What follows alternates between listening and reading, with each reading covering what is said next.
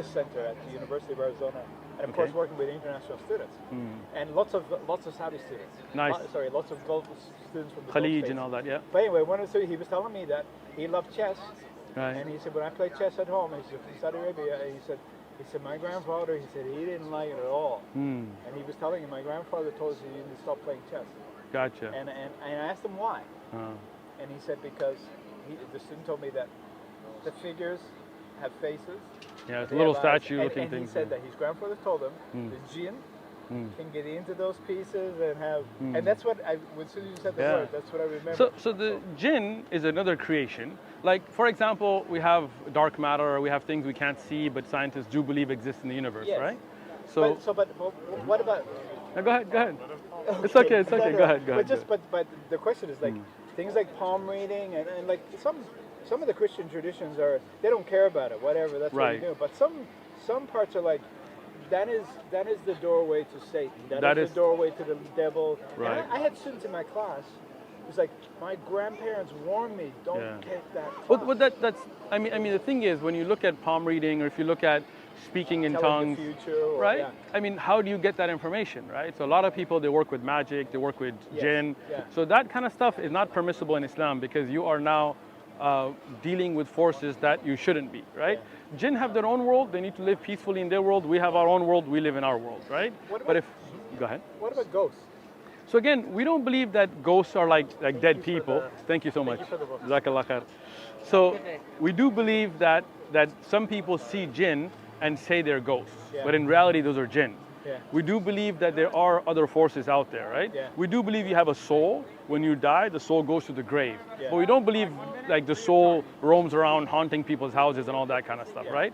But what does happen, some of the evil jinn, they will try to confuse people and they will try to mess with people's mind. They will try to appear like relatives and so on, right? So those are jinn. If because of Islam's belief in the existence of jinn, one of the issues we get into in class is the whole idea about the devil and Satan. Right. Now, in the Catholic tradition that I grew up in a long time ago, of course, Satan and the devil is real, and even in the Bible. Well, we believe he's real. And so we don't believe he was an angel, though. There's the difference. Right. Angels are obedient creatures of God. It's another creation. They're made out of light, not like the light you flash in a flashlight, but like how humans are made out of the earth. But doesn't mean that you wash away and dirt comes off. But that's a building block, right?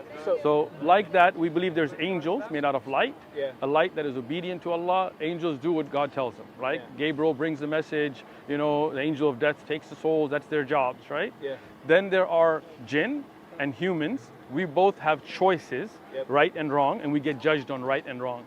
So shaitan or iblis or the devil is one of the jinn, and at a time he was obedient to God. He got jealous of Adam and he disobeyed and he became cursed, right? So guardian angels, and lots of people believe in guardian angels. We believe there's guardian angels. It's the same. Again, the Christian idea of angels is just the way they've kind of made it out today, like with harpoons and little boy-looking things. We don't believe in that. We don't believe they're like human-looking, right? Like they are made of another creature, right? And protect people. There are those that protect people. There are those that are responsible for rain. There are those that are responsible for different jobs. Israfil is the one that's going to blow the trumpet to start the Day of Judgment, and the second and third blowing. Everybody has their job. And with angels too, we get into this whole idea, whole area of demonic possession. So in Islam, do you believe that people can be? We do believe that, right? That's not going to be by angels. That's going to be by jinn, right? And when you recite the Quran on them, the jinns can be taken out. They can free the person. One of the things we do in the class, and actually, the supernatural, the paranormal, some of it is just silly. Reading horoscopes. Who cares? See, we're against like Pisces and Libra and all that is shirk. We don't deal with that. Some of it is deadly serious. And I show my students newspaper headlines, and it happens every now and then. If you look at Emily Rose, if you look at documented cases of possessions and so on. But the headlines I show my students is, the headline was a 3-year-old boy was killed in Tucson by his mother, his uncle, someone else. They believed he was possessed by demons. And then I showed them another headline, something similar in California. Right? Adults being arrested by they think young kids are being possessed by demons. So it's like, but Islamically, that would be wrong, right? If somebody even had an issue with magic or jinn or mental disorder, you need to seek out proper help. Yeah. So some things you need medical help, some things you need to read Quran, but you don't harm the person. Right, but it sounds like, would it be fair to say that Islam is similar in some ways to other religions in the sense that the general idea is that be careful about getting into any paranormal or supernatural things. I think Islam is better than other religions in this issue because we don't believe that you just go and beat up somebody like you see some of the Catholic exorcisms and all that, right? Yeah. We believe in Islam that just like if somebody has a medical issue, you should take them to a professional, right? Yeah. So if somebody has an actual jinn issue, you should take them to a proper qualified scholar to evaluate and treat, right? Yeah. We don't if you're like, hey, I got a headache, I'm not gonna be like, hey, let me perform brain surgery on you, right? Because I'm not a doctor, right? Yeah. Just like that, an average person shouldn't go and be like, I'm gonna take the jinn out. No, like there are people who are scholars that know that knowledge, that know how to recite the Quran and how to peacefully take that jinn out. Let them deal with it. Do you believe there is a God, though? What do you believe? I grew up in the Catholic tradition. But I think from speaking to you, do realize a lot of the Catholic tradition is kind of made up, right? Yeah, right? I look at the Pope today.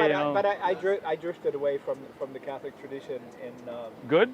And then, but I guess I'm very skeptical about religion in general. Now, when I went to Saudi Arabia.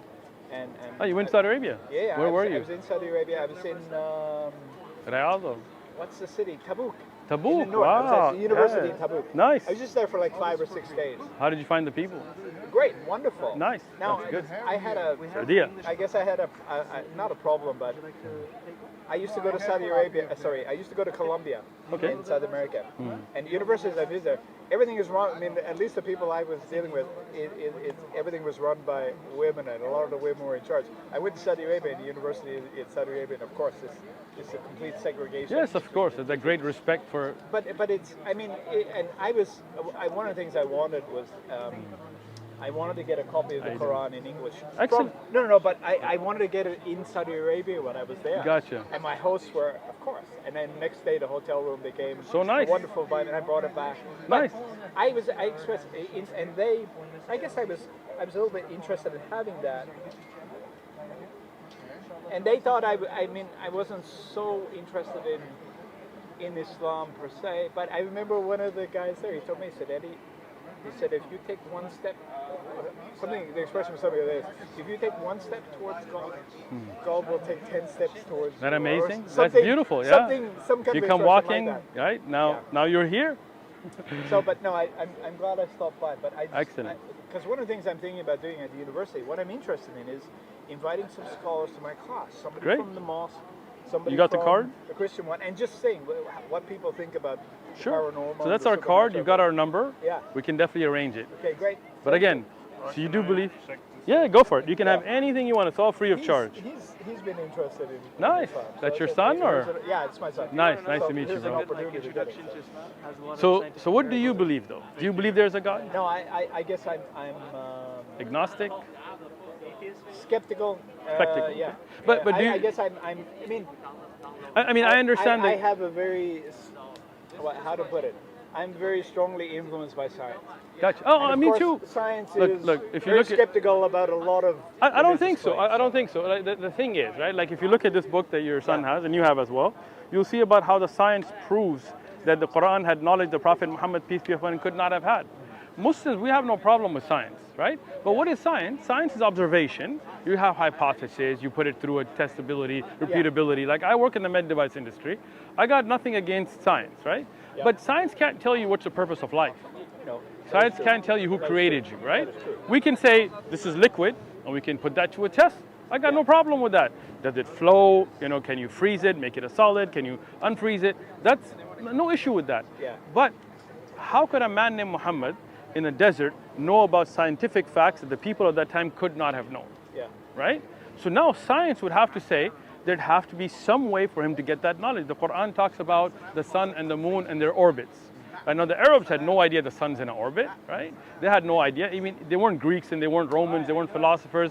Even the Greeks and Romans were fighting about these issues, right? Till recently, even scientists felt the sun didn't have an orbit. Until very recently, they said, no, it does. It's a very slow orbit, but it does. Yeah. So how could the Prophet Muhammad have known that? So It is a good point. And some of the stuff you're talking about, I'm not familiar with this, so I'm looking. You're going to read. Excellent.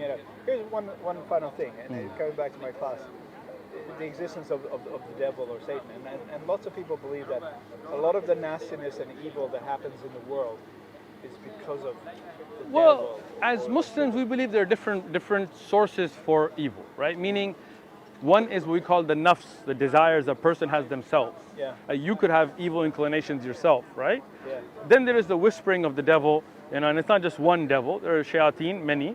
That is one aspect. But you have the ability to conquer your own nafs, to conquer your own evil desires. You have the ability to say, A'udhu billahi shaitan ar-rajim, A'udhu billah, and I seek refuge from shaitan, the accursed, right? Yeah. You have the ability to fight that off, right? But now it's your choice. Like even amongst friends, you have good and like you're a young guy, right? You're gonna have some young guys, friends are gonna tell you, let's go do some drugs, let's go rob somebody. And you're gonna have other guys that are gonna be like, hey man, stay away from that, turn towards Allah, be a good person, right? Yeah. So now it's your choice who you listen to. Right? There are angels trying to guide you towards good. There are devils or jinns trying to guide you towards evil. You've got your own right and wrong inside you. Sometimes you might see something nice and you'll be like, I just want to take it. And other times you're going to be like, nah, I shouldn't because that's not mine. Right? Who do you listen to? Which voice do you listen to is where your judgment comes in. Make sense? Yeah. Good. Thank you. We're going to read the stuff and we're Excellent. going to compare most. We appreciate you stopping by. Yeah. Thank you.